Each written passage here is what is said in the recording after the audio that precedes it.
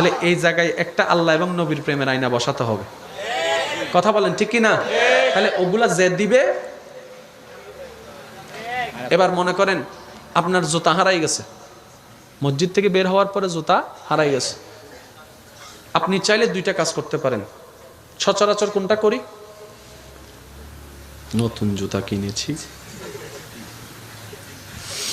এতগুলা জুতার মধ্যে সোর মশাই আমার গুলা ফাইলি তুই।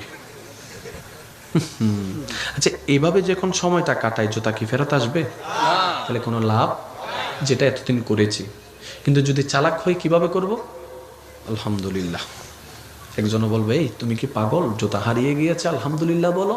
তখন আপনি বলবেন, জুতার মতো তো আমার দুই পাও হারাই যেতে পারতো, আল্লাহ তো দুই পা এখনো রেখেছেন হাঁটার জন্য, তাই বলেছেন। তাহলে আপনার সুখে থাকার জন্য, খুশি থাকার জন্য কারো দরকার নাই, আপনি নিজেই নিজের জন্য যথেষ্ট।